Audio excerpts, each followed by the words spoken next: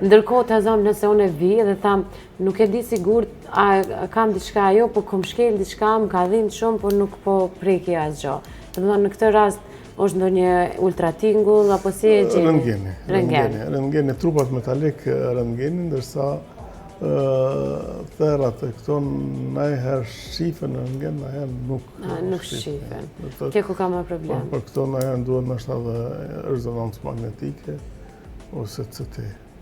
Me qenë në lëkur edhe me ultrazon shifen. Edhe me ultrazon.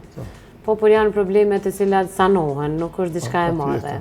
E boni, po besoj çdo ditë në spital këto në rezonancë kene paciente? Çdo ditë kemi rastet ndryshme, ndërsa që i hekum edhe gjylpërat cilat kanë hi para 10 vjetë, 20 vjetë.